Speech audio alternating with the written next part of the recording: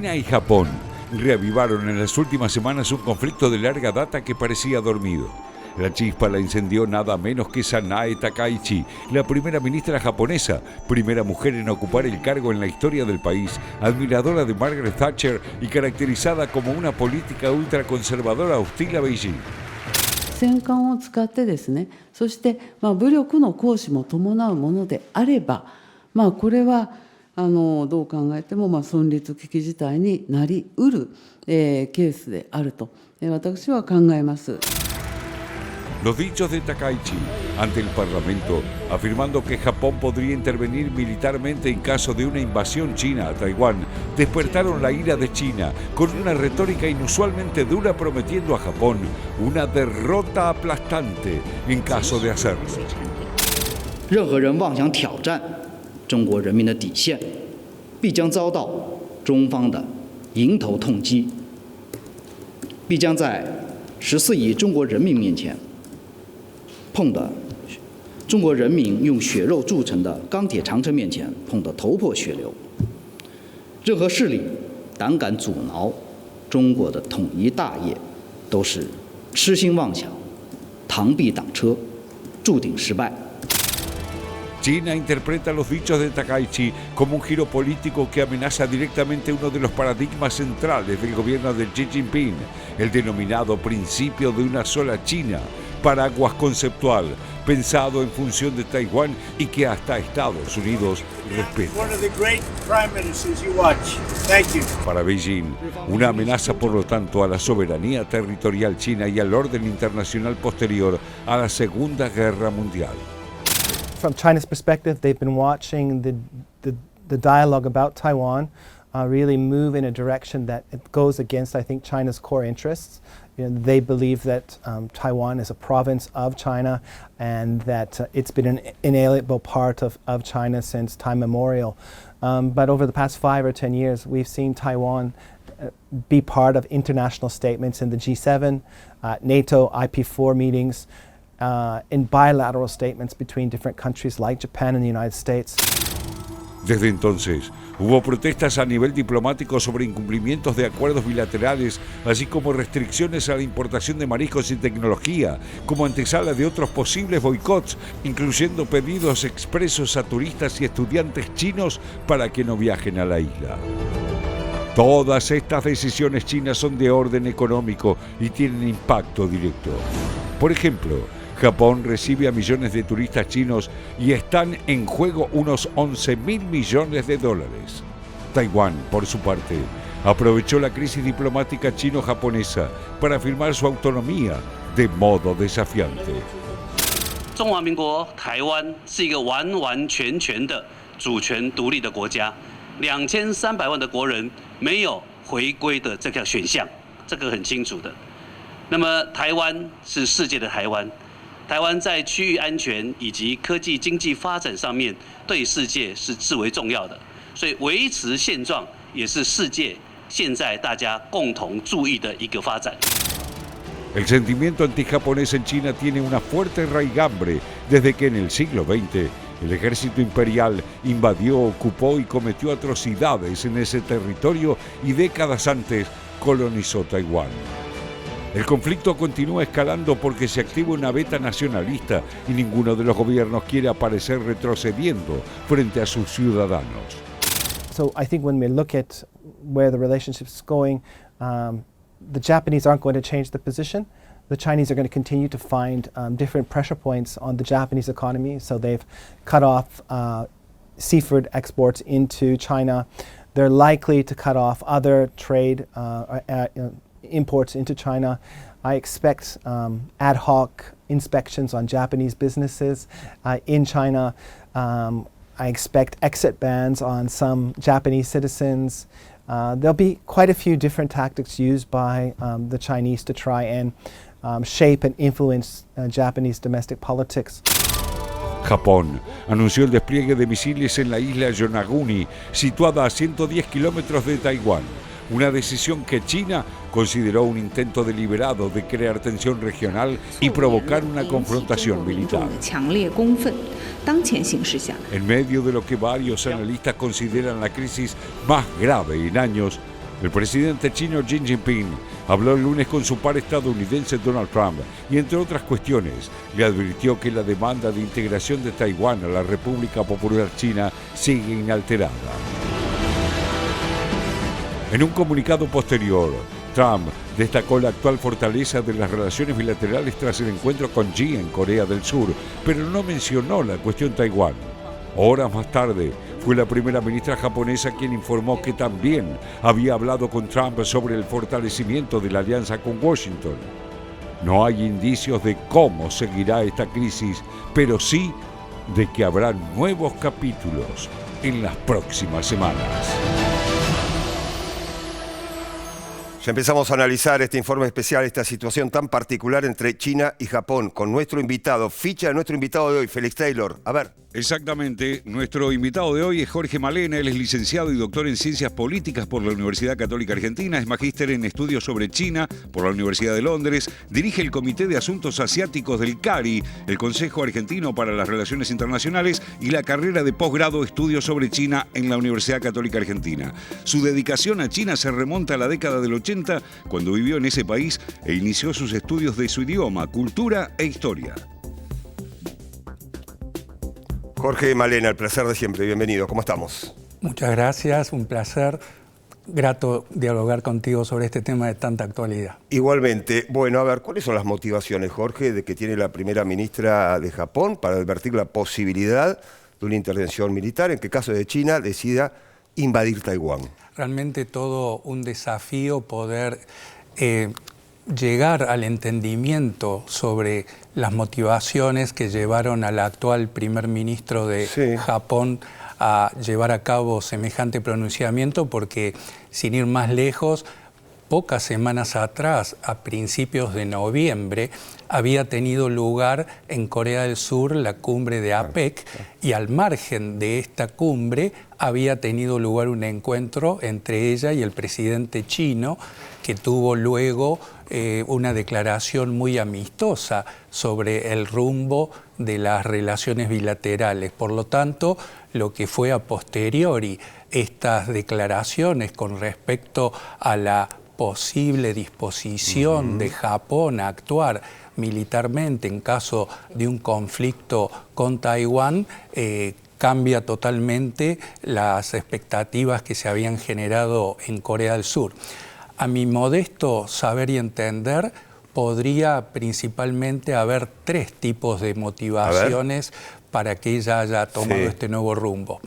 En primer término, la cuestión vinculada con la política interna de Japón. Recordemos que en octubre de este año ella asumió como primer ministro, todos los ojos puestos en ella por el hecho de que es la primer mujer que llega a este cargo, y ella, a mi entender, procuraría transmitir una idea de fortaleza, digamos. Es más, como bien señaló el informe, se está haciendo llamada la Dama de Hierro, haciendo esta analogía con Margaret Thatcher. Entonces ella procuraría proyectarse como una líder fuerte, al mismo tiempo procurar buscar la cohesión de su partido. Pero más allá de la estrictamente política interna japonesa, yo me permitiría pensar también en enviar una fuerte señal a China con respecto de que no continúe con esta expansión marítima, con esta proyección que está realizando en la última década, que entre otras cosas ha llevado a China a amenazar al Japón y también a Taiwán con respecto a ya sea una eventual búsqueda de independencia taiwanesa y un eventual apoyo japonés a dicha independencia. Jorge, esta crisis diplomática seria, ¿no?, entre China y Japón marca un antes y un después de la relación entre ambos países. ¿Cómo era la relación entre Japón y China hasta antes de las declaraciones de la primera ministra? Hasta antes era una relación con altibajos, porque por un lado teníamos señales positivas como una muy importante interdependencia económica entre ambos países, a la luz de que, a modo de ejemplo, China es el segundo socio comercial del Japón, sí, claro, mientras que a su vez el Japón es el cuarto socio comercial de China. Pero al mismo tiempo, un punto débil es la controversia existente entre ambos países por unas islas que se encuentran al norte de Taiwán, que son disputadas entre China y Japón. En China las llaman Tiayutae, en el Japón las llaman Senkaku, y digamos que, como mencioné antes también, esta disputa por estas islas implicaba el llevar a cabo por parte de China maniobras navales, proyección marítima, es decir que luces y sombras por cuestiones tanto económicas del lado favorable como cuestiones de soberanía por el lado negativo. Me quiero detener en la cuestión económica, con estos acuerdos comerciales entre ambas naciones. ¿Podría entorpecer justamente el presente comercial China-Japón a partir de esta situación? Hemos incluso escuchado en el informe que ya la propia China comenzó a tomar algunas medidas como el poner una prohibición a la importación de mariscos, de fruto de mar proveniente de Japón, también desalentar el turismo chino en Japón, desalentar que estudiantes chinos vayan a estudiar al Japón. Pero por otro lado, a la luz de la fortaleza y la creciente interacción económica entre ambas partes, es difícil pensar en tomar mayores medidas económicas. Hay un dato muy relevante. China es el primer mercado de origen de las importaciones japonesas y al mismo tiempo China tiene al Japón como su segundo destino de las exportaciones. Por lo tanto, una guerra comercial entre ambos países realmente los afectaría a los dos. En el informe mencionábamos, Jorge, y nos gustaría tu reflexión allí, que China denunció que Japón está violando acuerdos bilaterales. Sí, porque digamos que es una costumbre de la diplomacia china que cuando se establecen relaciones diplomáticas con un Estado, en este caso los lazos oficiales con Japón se establecieron en 1972, una de las, digamos, exigencias de China es el reconocimiento de lo que se llama la política de una sola China, que significa que la República Popular China es el representante del pueblo chino, que Taiwán es parte inalienable del territorio de China. En consecuencia, con estas declaraciones de la primer ministra japonesa de que apoyaría militarmente a Taiwán, traería aparejado una injerencia en los asuntos internos de China y una, digamos, violación del principio de una sola China. Bien, vayamos a la cuestión de fondo, ¿no? Tiene este nombre, Taiwán, en este conflicto, básicamente por ahí pasa la cuestión, ¿no? Taiwán, ¿cómo ve a China? Taiwán, ¿cómo ve a Japón? Bueno, es una realidad que Taiwán en los hechos, desde 1950, que concluyó la guerra civil en China, Taiwán pasó a ser gobernada por los derrotados en la guerra civil china y a partir de allí, de facto, es un territorio independiente, más allá de que formalmente se llame la República de China. La China popular dice que Taiwán es una provincia, es una de las provincias de la República Popular China, pero Taiwán tiene su propio gobierno, sus propias fuerzas armadas, su propia moneda.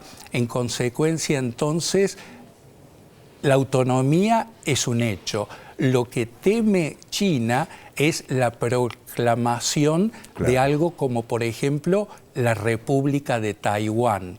En consecuencia, entonces, China ya tiene legislación. Ahí la historia cambiaría. Claro, la historia cambiaría y China tiene incluso ya legislación aprobada para hacer uso de la fuerza para evitar la secesión de esta provincia. ¿Cuántas posibilidades hay justamente de que Japón intervenga militarmente en Taiwán si China justamente decide invadir Taiwán? Yo pienso que eso sería algo poco probable, Bien. a la luz de que traería aparejado una guerra ya a nivel regional. Claro. No sería meramente una China que busca la reunificación por la fuerza, lo cual incluso yo creo poco probable también. Bien. Pero digamos que yo creo que esta declaración de la primer ministro tuvo que ver más que nada con las motivaciones que dijimos al principio. Sí, es más teórico que práctico. Así es a mi entender. Jorge, y en esta historia que estamos contando de lo que está sucediendo con China y Japón, Estados Unidos, Bueno, ¿qué capítulo justamente está encabezando en esta historia que sin duda tiene protagonismo? yo pienso que Estados Unidos va a ser quien pondría las cosas en su lugar. Bien. Creo en que esta comunicación que ha tenido el presidente Trump con la premier japonesa habría alentado a bajar los decibeles a la luz de que la paz y la seguridad regional están en juego. Por lo tanto, quizás en pocas semanas más toda esta cuestión se vaya calmando y se use la vía diplomática más que los pronunciamientos hostiles. ¿Y cómo sería esa vía diplomática, Jorge? Sería a partir de buscar la solución a los problemas, por ejemplo, de jurisdicción, que hablamos de las islas Sí. Diaoyutai o Senkaku, y que en materia de la cuestión de Taiwán haya una reafirmación por parte de Japón del principio de una sola China. ¿Cómo sigue Taiwán esta situación tan particular entre Japón y China? Bueno, Taiwán, por supuesto, del momento que es una entidad política autónoma, por sobre todo lo que valora es mantener su libertad, su independencia. Tengamos presente que hay un ya 80% de la población nacida en la isla que se encuentra poco identificada con lo que es la China continental, a partir de principalmente la cuestión de que en Taiwán sí existe una democracia plenamente desarrollada en los últimos 30 años. Por lo tanto, la población taiwanesa principalmente no tiene interés en una reunificación con China. Jorge, te referís a las nuevas generaciones, básicamente. Sí, porque digamos que los abuelos quizás de los jóvenes Bueno, claro. son aquellos que son hijos de quienes vinieron del continente, o hay una persona muy mayor que haya venido del continente y quizás desee la reunificación. Pero así todo, la variable política, la cuestión de la falta de democracia en China continental es algo que aún desalienta a la reunificación en aquellos que vinieron del continente. Jorge Malena, el placer de siempre. Muchas gracias. Al Un tema que contrario. vamos a seguir analizando porque seguramente va a haber varios capítulos en esta historia, en esta relación diplomática tan particular entre China y Japón. Gracias, Jorge. Muchas gracias por la invitación. Un placer.